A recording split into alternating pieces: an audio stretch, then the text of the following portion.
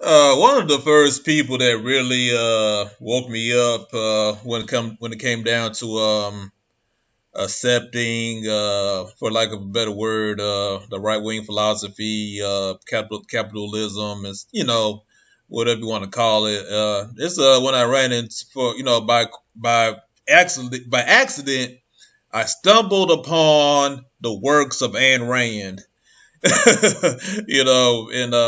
And I've been when I first found out about Atlas Shrugged, when I first found out about Objectivism, the Fountainhead, books like that, and I watched the movie as well.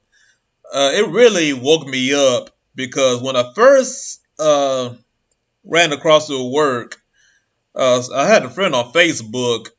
Uh, he was posting. He's a black guy.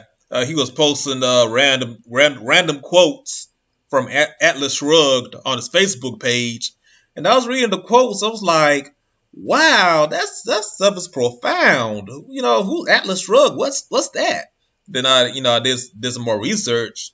Then like ran across Ayn Rand. I started watching her videos on YouTube. I started buying her books. Watching I got the Fountainhead, the old black and white movie. I ordered that off Amazon, and it really woke me up because it's like something about objectivism and what she's saying really, really resonated with me. I don't know how, I don't know why, it just did, you know. And I mean, I don't agree with her 100%. I agree with her most stuff, but just like minor stuff here and there, I don't agree with her on. But still, I gotta give her credit where credit's due. She really helped me out, and she's not really the only one. I started getting into philosophy. I started reading Nietzsche, um, even dark side, occultism. I'm not afraid to say that Aleister Crowley put out some good stuff. Anton LaVey put out some good stuff. Michael W. Ford put out some good stuff, and a few other people. You know what I'm saying? Because the whole dark side philosophy is very similar to a libertarian philosophy, with the minor differences here and there. But it's still dealing with the individual, you know, uh, using your full potential, things of that nature. And it's way much better than this fluffy new age stuff dealing with the law of attraction, the secret, and all this stuff, because there's that fluffy stuff. I mean, it's good to a certain level, but it's still very basic, but it doesn't really take it to a higher level.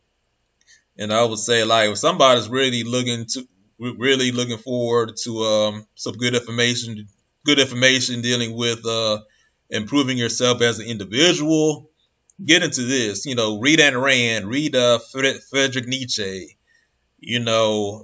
stuff like that, because it's like for some reason it's like the stuff they wrote back in the day really, really hit me to the core.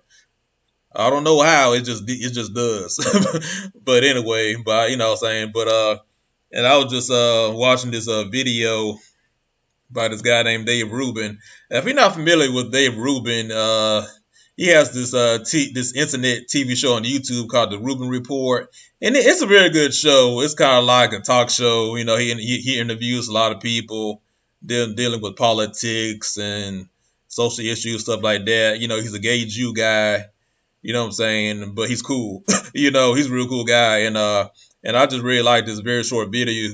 This very short video he put out a couple of weeks ago about what is a classical liberal. And I just want you to check it out. It's a very short video. It's like 2 minutes. What is a classical liberal? It sounds like someone who's a liberal, but perhaps a bit fancier, maybe sporting a top hat, a twirly mustache, and a monocle. Tea time! While that might be true in some specific cases, there's a lot more to it than that, and I bet I can convince you that there's a little classical liberal in you too in about 2 minutes. Me? Classical liberalism is the idea that individual freedom and limited government are the best way for humans to form a free society. The classical liberal tradition was born from great thinkers such as John Locke, Adam Smith, John Stuart Mill, and Thomas Jefferson. While they all tinkered in their own way with the ideas of classical liberalism, the core belief that the individual should always be considered above the group always remained constant. Thomas Jefferson even threw in the pursuit of happiness in the Constitution to drive home the point that your happiness wasn't the government's to give, but rather yours to take. Putting the individual above the group not only empowers you to live your life as you see fit, but it also neutralizes the forces of racism and bigotry, which judge people not on their individuality, but on their immutable group characteristics, be it color of skin, gender, or sexuality. These days, liberalism has been confused with leftism or progressivism, which actually has nothing to do with classical liberalism. Sadly, the left is no longer liberal at all, for it has traded in individualism for collectivism, thus placing us in an oppression Olympics where victimhood is virtue. This postmodernism, this cultural Marxism, or whatever you want to call it, can only destroy, it cannot create. If you buck the trend and dare succeed as a member of one of these supposed oppressed minorities, you must be tossed aside because your success is confirmation of the failure of this worldview. This is what the left is offering, and that's not classically liberal, it's radically illiberal. So it doesn't matter if you're a liberal, a conservative, a libertarian, or an independent. It doesn't matter if you're a Christian or an atheist, a man or a woman, or black or white. What matters is whether you wish to live as a free person in a free society based on your own ideas and actions. I suspect that you do, and if I'm right, there's already a little classical liberal in you right now.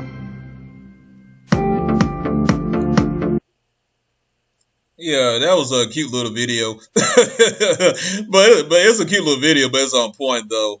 And the authors he mentioned, people like John Locke, Mill, Thomas Jefferson, people like that. I got their books, but I haven't like sat down and read them yet because I have like a very short attention span. But I have like a ton of books I bought like a while back. I still haven't sat down and read them. You know what I'm saying? But books like Stuart Mill. Let me try to find it. I know I got it somewhere. But actually, John Stuart Mill on Liberty, Common Sense by Thomas Paine, a few other authors. I just I bought them real cheap at the thrift store. But the stuff that they wrote back then, is really needed now because everybody's so caught up with collectivism. Everybody's caught up in their outward immutable characteristics like their race, their gender, or what have you. But that doesn't really make who you are. You're an individual. Just like what Dave Rubin said.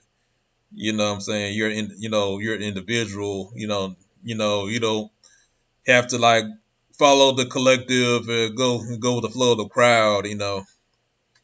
But it's just something that I just wanted to share with you guys. All right, peace out.